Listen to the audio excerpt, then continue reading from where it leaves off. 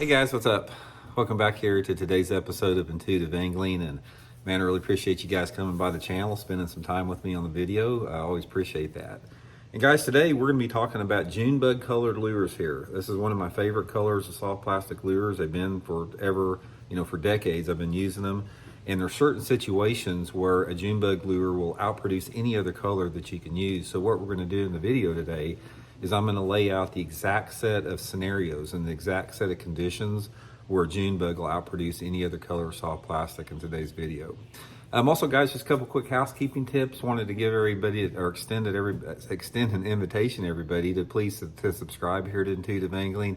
If you haven't had a chance to do that, it's free and easy. You can unsubscribe anytime you don't want to. If something makes you mad on the channel here, all you have to do is just hit that subscribe button and hit the notification button so you don't miss a video.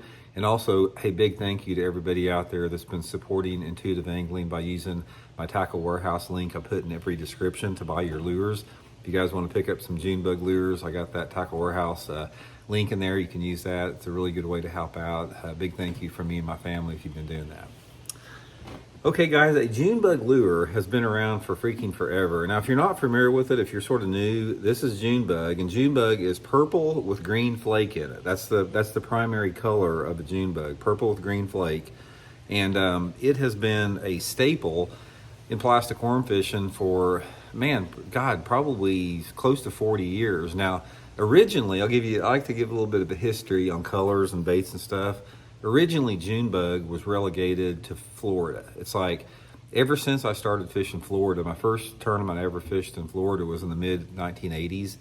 And even prior to that, everybody talked about Junebug colored worms and soft plastics fishing in Florida waters. That's just what you used. You went to Florida, you fished Junebug colored plastic worms.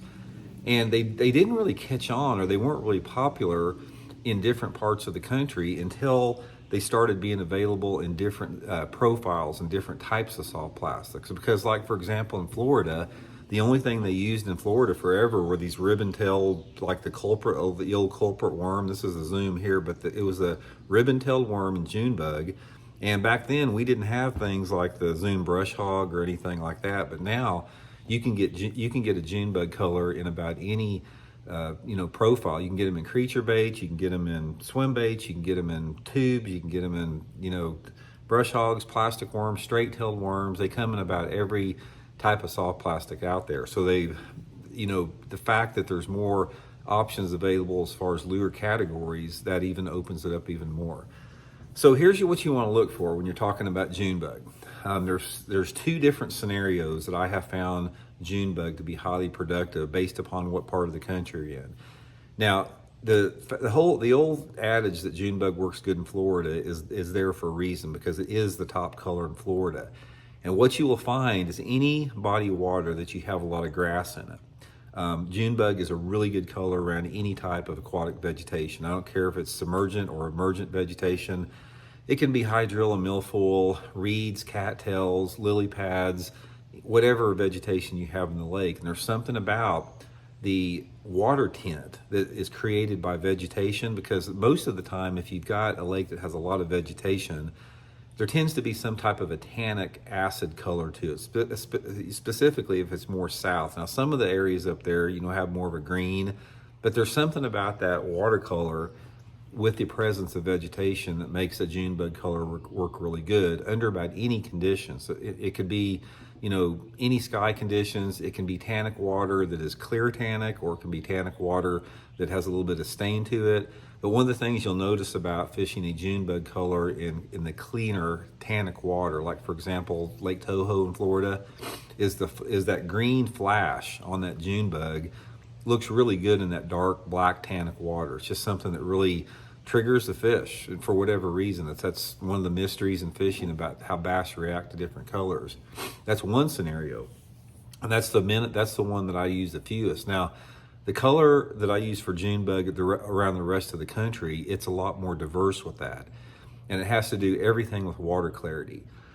If you're fishing a typical man-made lake that has typical man-made impoundment structures like boat docks, lay-down trees, flooded trees, rocks, stumps, whatever wood cover that's available, If you've got wood, shallow wood cover in a lake out there, the Junebug is going to be absolutely best if you have water visibility that's anywhere between, like, say, 12 inches to maybe 24 inches. That's the magic range, a foot to 2 foot visibility. If you get anything cleaner than 2 foot, I don't really like it that much.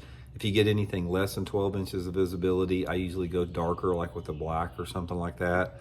But that 2 to 3 foot zone of clarity is perfect for a Junebug colored plastic worm. Now, the sky conditions in correlation with that have to do with the exact water clarity that you have. So say, for example, if you're fishing boat docks and you've got a foot of visibility in the lake you're fishing, you really need to have a brighter light intensity day. So you need some type of a sunny day, or maybe 50% partly cloudy if it's in that dirty water. But if you're on the cleaner end of the spectrum, let's say that you're in that, water clarity, 2 foot, or maybe even a little bit more, 2.5 foot, that's when I prefer to have some type of a heavier overcast, like a 75% cloud coverage, or some type of a cloudy day, or fishing it specifically in shady areas, because the shade will reduce the light level intensity as well. So say, for example, if it's 2 foot clarity and I'm pitching that Junebug worm up underneath boat docks, then that will suffice there, and that could possibly work under that situation. But the main thing, guys, is just try to use the Junebug that matches that water clarity. That's more important than anything else that I found. And it doesn't really discriminate as far as what type of cover you're fishing. It can be, like I said, flooded bushes, docks, whatever.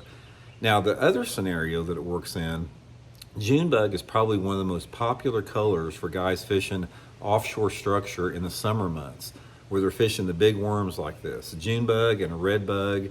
In fact, I think Junebug is probably the most popular offshore deep water structure fishing worm out there. So say, for example, if you're fishing main lake points, maybe it has some brush piles on it in June, July, or August, and you're fishing, anywhere between 15 to 25 foot. You can put these on like a 5/16 ounce, 3/8 ounce slip sinker, and a Junebug color worm works really good in that deeper water.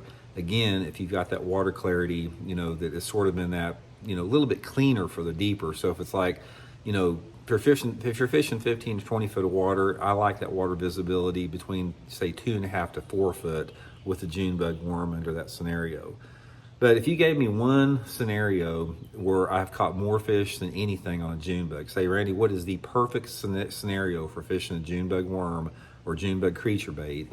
It would be shallow wood cover that is like in less than 3 foot of water, in a water visibility of about 12 inches of visibility, and a partly cloudy day. So if I get back in a creek and I'm pitching docks, or I'm pitching lay down trees, or maybe there's some stumps and I've got 12 inches of visibility, and it's partly cloudy out, Junebug's one of my favorite colors, to catch fish with on that. So anyway, guys, it's sort of like a midway between, you got green pumpkin and watermelon on the clear end spectrum, and then you got black on the dirty end spectrum. So the Junebug is sort of like a good compromise between a green pumpkin and a black, simply because it is a little bit more translucent. I mean, if you hold the Junebug color up to the light, you can almost see through it a little bit, but it is still dark enough to throw off a silhouette. So anyway, guys, don't hesitate. Don't overlook Junebugs, one of the greatest colors for soft plastics of all time.